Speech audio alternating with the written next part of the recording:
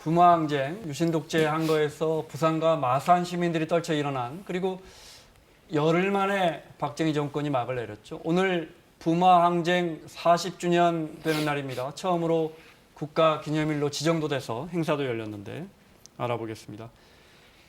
사실은 우리가 가물가물해요. 저희 세대도. 네, 5.18에 많이 가려진 것도 있고요. 그죠? 네. 그러니까 우리가 보통 이제 현대사의 4대 민주화 운동이라고 있다고 얘기를 하는데요. 네. 4.16, 5.18 그리고 4.19, 네. 4.19, 네. 5.18 그리고 60.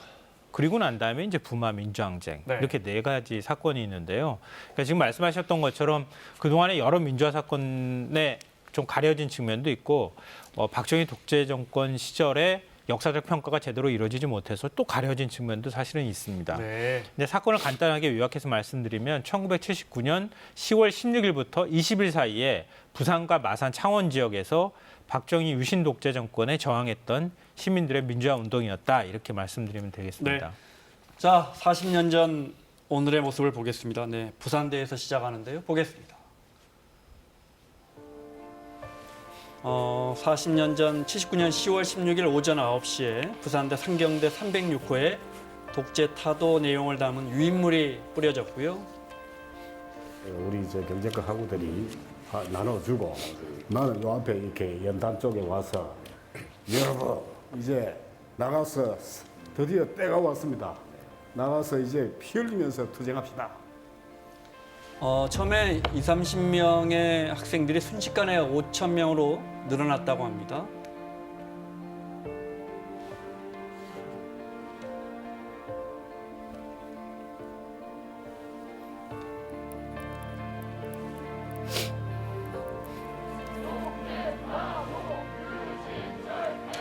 네, 그리고 순식간에 시민들의 시위로 이어지죠. 빵도 주고 팔던 것도 주고 용기를 내라고 그러고 몸 조심하라고 그러고 집 일찍 들어가라고 그러고 그랬지요. 이런데 숨겨주고. 다음 날인 17일 부산대와 남포동에서 벌어진 시위 소식에 이제 동아대 학생들과 시민들이 남포동 일대로 모여들었고요. 거기 경찰이 그냥 공무원 내리쳤어요. 걸어가 여기서 쫙 걸었어요. 그걸 보면서 여기 있던 시민들이 그냥 밀고. 시위대는 순식간에 5만여 명으로 불어났고, 네, 시위 구간도 부산의 동구, 중구, 서구로 확대됩니다. 네, 최루탄이 난무했고, 네, 시위에 참여하지 않은 시민들까지 마구 연행됐고, 이날 밤, 그러니까 이틀째 되는 날 밤에 정부는 부산의 비상계엄을 선포합니다. 그리고 이제 계엄 선포하고 무차별적으로 시민들 검거가 이루어지는 거죠. 네, 그렇습니다.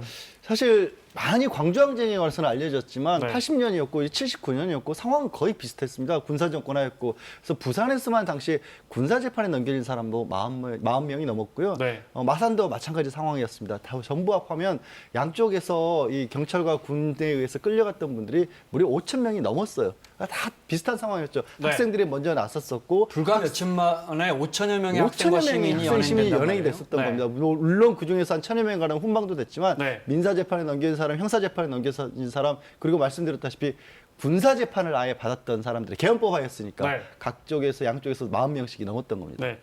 자, 이 시위는 다음 날이죠. 마산으로 확산됩니다. 그 영상도 잠깐 보겠습니다. 마산에서는 부마항쟁이 처음 시작된 곳이 경남대학교입니다. 18일 아침부터 교정 곳곳에서 전단들이 뿌려졌고요. 학생들이 교문 밖으로 이렇게 스크램을 짜고 나갔습니다. 그리고 다음 날 19일 관공서마다 이제 군인들이 배치가 됐고요. 장갑차와 탱크가 거리에 주둔합니다. 네.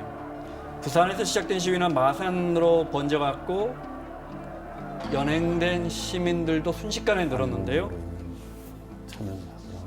그러니까 맞는 것도 아프고 옷을 다 벗고 있는 것도 너무 고통스럽고. 그날 밤 박정희 대통령은 육군본부에 공수특전여단 1개 대대를 마산으로 이동시키라 이렇게 지시했고 자정이 가까워지면서 시위는 일단 사그러들었습니다. 그리고 위수령이 발령됐고요. 네, 맞습니다. 일대에 대해서. 네. 그러니까 이미 부산에서 이틀 전에 시위가 있었던 상황이었기 때문에 마산에서는 곧바로 시위가 발생하자마자 거의 네. 위수령이 발동됐다고 해도 과언이 아니고요. 곧바로 불순 세력에 의한 뭐 그 집회다, 시위다 이렇게 규정을 하고 그 다음에 대대적인 체포 작전이 이루어지게 되는 거죠. 네. 그때 김재규 중앙정보부장이 박정희 대통령에게 굉장히 심각하다라고 보고했다고 하는데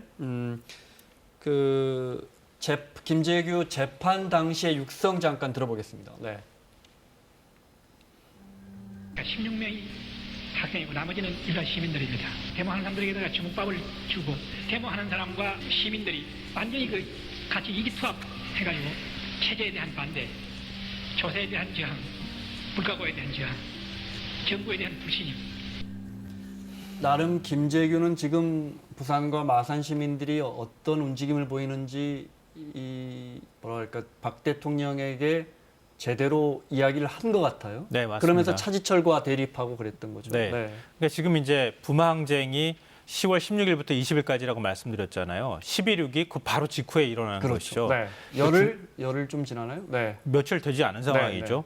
근데 그때 시위가 한창 일어났을 때 중앙정보부장이었기 때문에 김재규 부장이 부산에 직접 내려갔었다고 합니다. 네. 직접 그 현장의 모습들을 보고 지금 이제 증언 얘기가 나오는 것처럼 네. 시민들이 어떻게 행동했는지를 다 봤던 거예요. 그리고 갔다 와서 이제 보고를 했던 거죠. 아, 이거는 굉장히 유화적으로 전향적으로 대처해야 한다.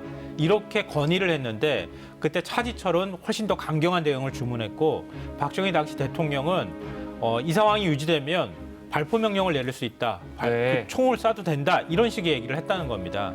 거기에 김재규 부장이 당시에 굉장히 큰 실망을 느꼈고 72년도에 유신헌법이 만들어졌을 때부터 이거는 아니다 이렇게 생각을 했었는데 마지막으로 이 부마항쟁이 시해를 결행하는 데 가장 큰 영향을 미쳤다. 이렇게 본인 스스로가 가운데 증언하고 있는 있습니다. 10월 26일 11.6이 터집니다. 네. 그리고 나서 12.12가 발생하고 80년 5월로 넘어갑니다. 그러면 부마 민주항쟁은 유신 체계를 무너뜨린 그렇죠. 사실 이제 네. 북마 민주항쟁이 그 상황을 놓고 그 유신 체제 내부의 갈등이 벌어졌고 그 가운데서 이제 중앙정보부장이 대통령에게 저격을 하는 그런 일이 벌어졌지 않습니까? 그래서 어찌 보면 참 아이러니한 게 11.6으로 해서 박정희 정권은 몰락을 했죠.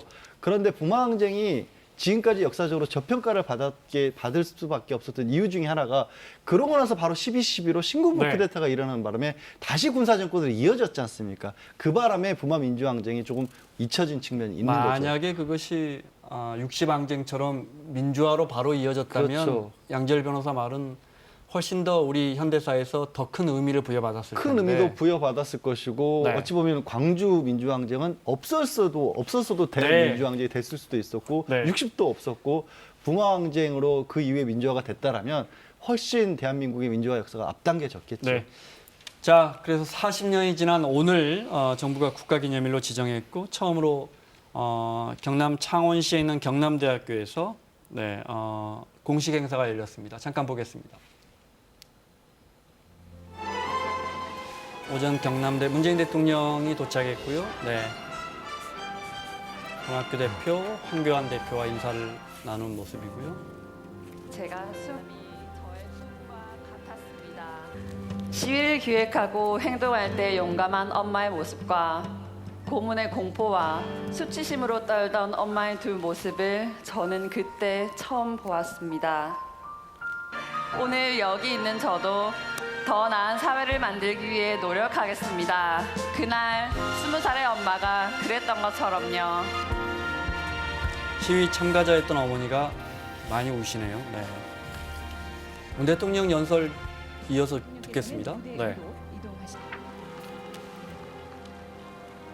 부마민주항쟁은 우리 역사상 가장 길고 엄혹하고 끝이 보이지 않았던 유신 독재를 무너뜨림으로써 민주주의의 새벽을 연 위대한 항쟁이었습니다.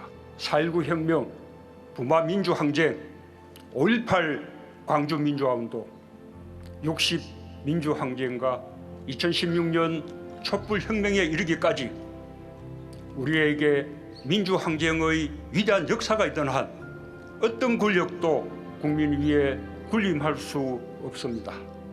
국민은 더 많은 민주주의와 더 좋은 민주주의를 요구하고 있습니다. 모든 권력기관은 조직 자체를 위해서가 아니라 국민을 위해서 존재한다는 민주주의의 상식을 명심해야 할 것입니다. 모든 권력기관은 조직 자체를 위해서가 아니라 국민을 위해 존재한다. 검찰개혁과 연관된 말이죠. 뭐 의미상으로는 그렇게 좀 이해가 되는데요. 뭐 최근의 문제보다는 이전에 이제 박정희 정부 시절에 그때 시민항쟁이 일어난다는 거 상상하기가 어려웠던 네. 거죠. 시민의 저항도 상상하기 어려웠던 시절에 그때 이제 부마항쟁이 시민들의 힘을 보여줬다는 것이고요. 그 이후에 그게 결국 독재 정권이 무너지는데 큰 역할을 했다고 하는 의미를 좀 평가한 거 아닌가 싶습니다. 네, 마무리해야겠습니다. 그때 부상자분들은 아직 뭐 이렇다 할 제대로 된 보상이라든가 네. 아니면 그 명예회복 같은 것들이 이루어지기 어려웠던 게 이제야 국가기념일로 지정이 됐지 않습니까? 조금 전에 이제 문 대통령의 말씀을 조금 더 이어서 좀 제가 받아들인 의미는 뭐냐면 네. 말씀드린 것처럼 부마항쟁 굉장히 큰 우리 현대사의 기여가 있었고 그 희생이 있었는데도 불구하고 다른 어떤 정치적인 이유 때문에 국가 권력이 그동안은 되돌아보지 못했던 않았던 그 잘못에 대해서도 사과를 드린 거라고 대통령으로서 한 거 보고 네, 있습니다. 알겠습니다. 마무리하겠습니다. 양지열 변호사, 김성환 평론가 수고하셨고요. 사사건건 내일 이 시간에 돌아오겠습니다. 고맙습니다.